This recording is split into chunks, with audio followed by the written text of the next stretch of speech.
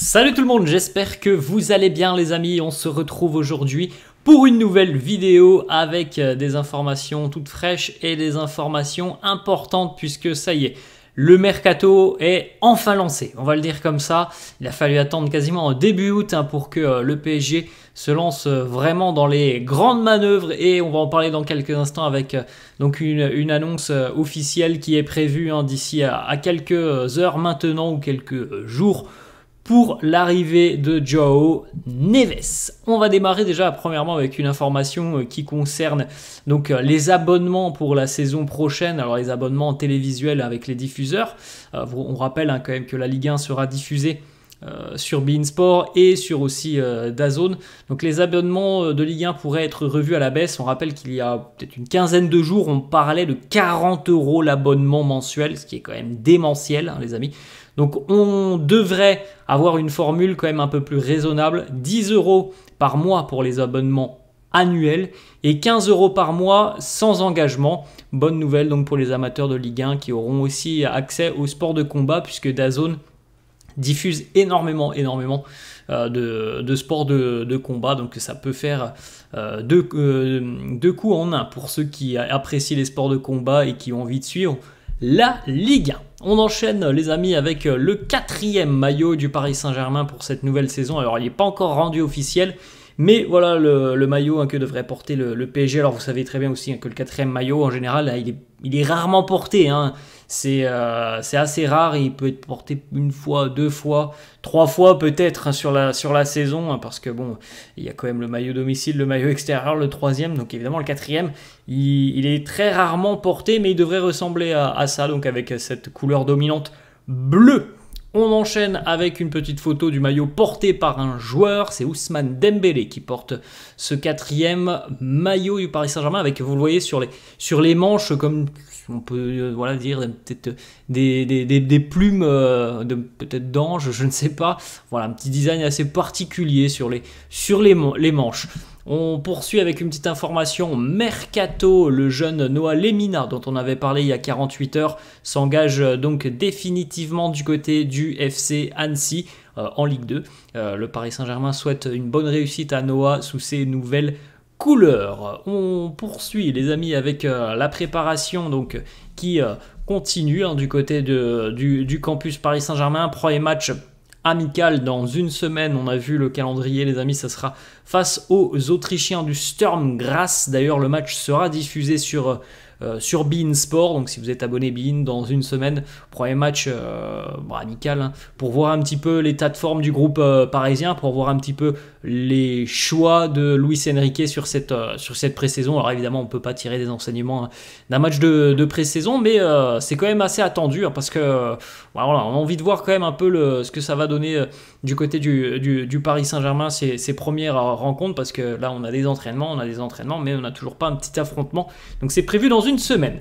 Petite information, Kang In Lee qui aura vraisemblablement une carte assez importante à jouer l'année prochaine. Bon, c'était une première saison particulière pour Kang In Lee avec donc la découverte du championnat français, de nouveaux coéquipiers, l'adaptation.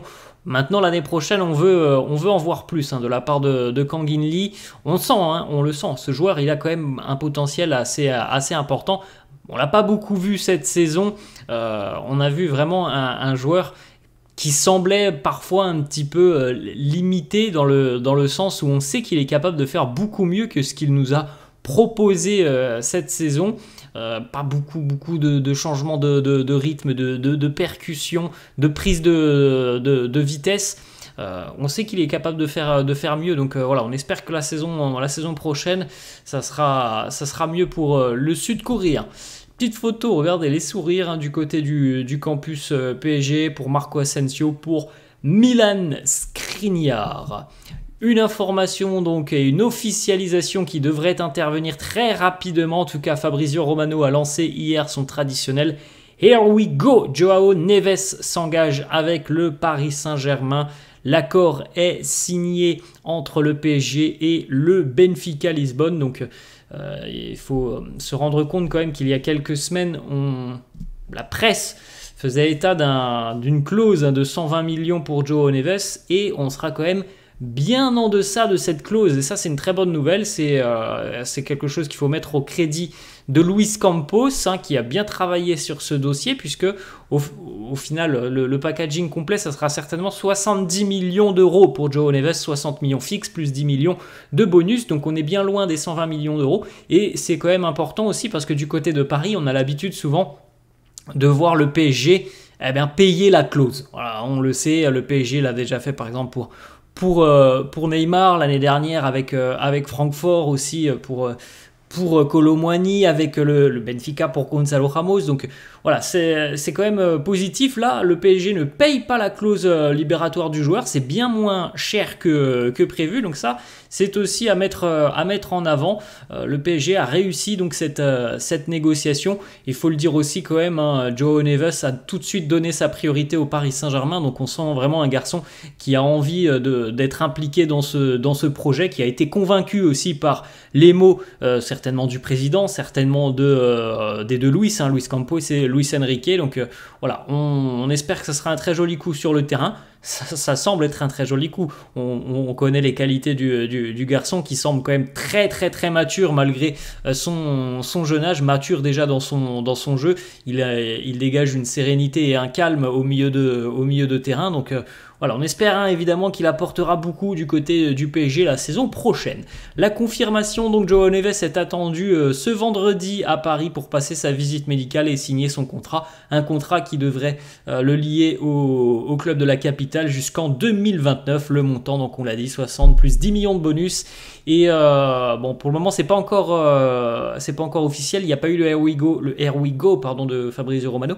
Mais Renato Sanchez devrait bel et bien, lui, s'engager du côté du club lisboète. Le Portugal Saint-Germain est en marche. Oui, nouveau joueur portugais, nouvel international portugais qui rejoint les rangs du PSG avec d'ailleurs beaucoup de très jeunes joueurs, mis à part l'expérimenté Danilo Pereira. On a quand même beaucoup de très jeunes joueurs portugais du côté du Paris Saint-Germain. Voilà, c'est une belle réussite pour la plupart de ces joueurs hein, qui sont du côté du club. Gonzalo Ramos, on a vu quand même de bonnes choses la saison dernière. Alors, on demandera encore évidemment la confirmation sur la saison prochaine. Vitinha, qui a été certainement le meilleur parisien l'année dernière. Nuno Mendes, quand il est en pleine forme physique, pour moi, c'est l'un des meilleurs latérales. Et donc, cette arrivée de João Neves a tout juste 19 ans. On enchaîne les amis avec une autre information. Florian Plettenberg, journaliste allemand qui travaille pour Sky Allemagne, donc un journaliste assez sérieux qui nous dit que Luis Enrique, l'entraîneur et Nasser Al-Khelaifi, le président, veulent absolument Joshua Kimmich et travaille actuellement sur cette arrivée. Le milieu de terrain fait partie des joueurs qui ont un bon de sortie du côté du Bayern. Donc voilà, c'est pas des petites rumeurs hein, qui sont sorties depuis quelques jours maintenant.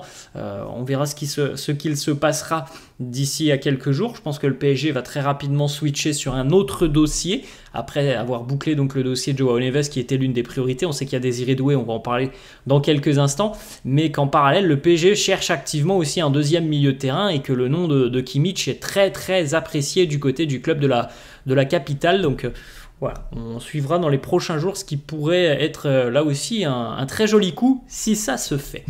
On poursuit avec une autre information, donc Coked Offside, c'est un petit peu le podcast de Fabrizio Romano, et Fabrizio Romano nous dit que le PSG n'a pas abandonné la signature de Julián Álvarez. Le joueur plaît énormément à Luis Enrique. Luis Campos et la direction parisienne rencontreront Manchester City après les JO. A noter que demain, l'équipe de France affrontera l'Argentine lors des JO, donc potentiellement demain, soit les JO de Désiré Doué seront terminés et donc il sera le temps de prendre sa décision, soit les JO de l'Argentine seront terminés et donc le dossier Alvarez pourrait accélérer. Réponse demain, il semblerait que City soit ouvert à un départ si évidemment il y a une très grosse offre et ça serait 70 ou 80 millions d'euros. Pour ce genre d'attaquant, franchement, je trouve que le prix est raisonnable. C'est un très jeune joueur qui a beaucoup de qualité. Moi, franchement, 70 ou 80 millions d'euros, ça ne me choque pas énormément pour Julián Álvarez. Donc, ça peut être quelque chose de très, très intelligent et très intéressant de la part du PSG. Imaginez par exemple un mercato avec Alvarez, Kimmich et Neves, c'est quand même plutôt pas mal. Bon, pour le moment on n'en est pas là, mais ça peut être pas mal. On poursuit avec une déclaration de Daniel Riolo, vous savez Daniel Riolo qui travaille du côté d'RMC et qui a partagé son avis ou peut-être ses infos sur le dossier Nico Williams. Il nous dit Nico Williams c'est la priorité numéro 1 du Paris Saint-Germain. Ils vont tout faire pour l'obtenir. Luis Enrique est un atout majeur pour convaincre le joueur. Il y a de grandes chances que ça se fasse. Le Barça le veut également, mais ils n'ont pas les moyens. Le PSG mettra ce qu'il faut. Lorsqu'il s'agit d'argent, ils parviennent toujours à leur fin. Alors, on a ces informations de Daniel Riolo, ou peut-être que c'est juste un avis. Plusieurs médias, comme je vous l'ai partagé déjà il y a 48 heures, plusieurs médias continuent de sortir l'information selon laquelle Nico Williams va continuer du côté de Bilbao la saison prochaine. Donc, même s'il n'y a pas d'annonce officielle, il semble tout de même qu'à l'heure actuelle, la tendance, c'est que Nico Williams dise non au Barça, dise non au Paris Saint-Germain et qu'il continue au moins une saison supplémentaire du côté de l'Athletic. Bon, on aura certainement un éclaircissement sur ce dossier d'ici à quelques jours. Autre information, donc Loïc Tanzi qui travaille pour l'équipe, qui nous parle donc du dossier Désiré Doué qui est certainement dorénavant la priorité numéro 2 derrière l'accord finalisé avec João Neves. Désiré Doué doit être maintenant en tête de la liste du Paris Saint-Germain. La décision, elle sera rendue après les JO, donc comme je l'ai dit tout à l'heure, peut-être demain. Alors j'espère pas que l'équipe de France sera éliminée par l'Argentine, mais en tout cas, il ne rendra pas sa décision visiblement tant que les JO ne seront pas terminés. On poursuit les amis avec une autre information du quotidien. L'équipe, le PSG pourrait revenir à la charge dans les prochains jours en ce qui concerne la piste menant à Ryan Cherki qui n'a toujours pas signé avec le Borussia Dortmund malgré des discussions et des négociations qui courent déjà depuis à peu près 3 semaines, mais il n'y a pas d'accord entre Dortmund et l'Olympique lyonnais. On sait que le PSG avait été intéressé, mais Dortmund avait très rapidement pris les devants. Bon, la tendance pourrait peut-être changer d'ici à quelques jours. On continue les amis avec cette petite photo là, qui est ressortie un petit peu sur les réseaux sociaux. C'est une photo quand même assez dingue dans l'histoire du football. Le chèque de 222 millions d'euros, ça vous rappelle peut-être des souvenirs évidemment.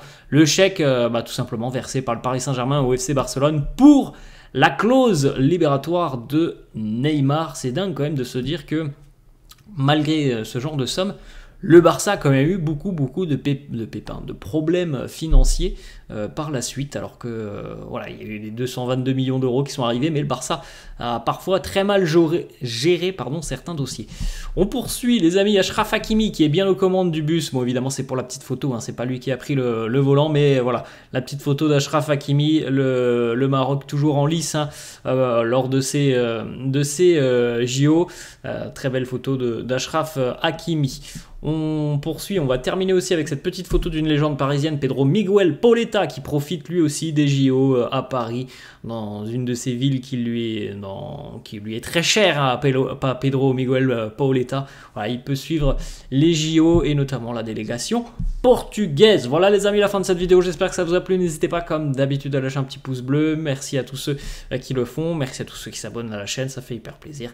Je vous souhaite une bonne journée et je vous dis à la prochaine. Ciao à tous.